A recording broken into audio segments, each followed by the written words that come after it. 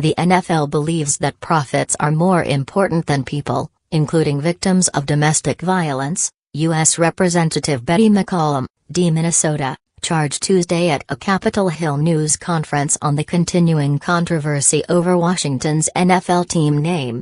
For years, the NFL denied that playing football was the cause of debilitating brain injuries among scores of former players, McCollum said. For far too long, violence against women committed by NFL players was dismissed or minimized by the league. This same denial is seen when the NFL and team owners continue to support the use of a racial slur that is degrading and dehumanizing to Native Americans.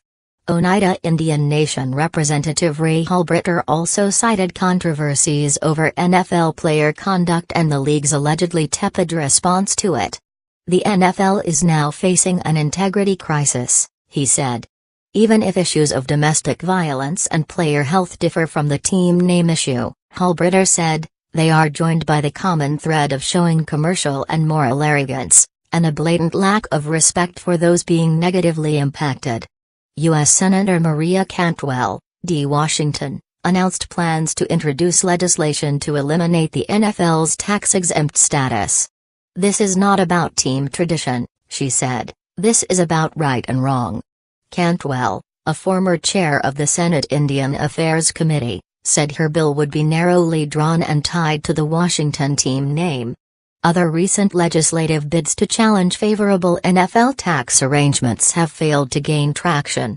Our position remains consistent with more than 80% of Americans who do not want to change the Washington Redskins name, team spokesman Tony Willey said by email in reference to Cantwell's plans for legislation. He did not immediately respond to McCollum's remarks. McCollum, Halbritter and Cantwell were among speakers who delivered remarks at an hour-long news conference where they were surrounded by leaders of Native American tribes, social justice groups and clergy.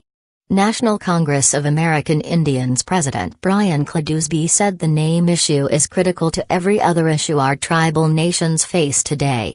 McCollum, Democratic co-chair of the Congressional Native American Caucus, called the team name a form of hate speech. It is clear from their actions and disturbing pattern of denial that the NFL values profits over people, McCollum said. NFL profits are more important than the health and well-being of former NFL players. NFL profits are more important than the wives, girlfriends, and partners of NFL players who have been beaten and abused. And profit sharing by NFL team owners from a vile racial slur that demeans, dehumanizes, and degrades millions of our fellow citizens is more important than standing with Native Americans who are demanding the respect and dignity they deserve. The Change the Mascot Coalition announced that it was sending letters, dated Tuesday, to 31 other NFL owners calling on them to force Washington owner Daniel Snyder to change the name of his team.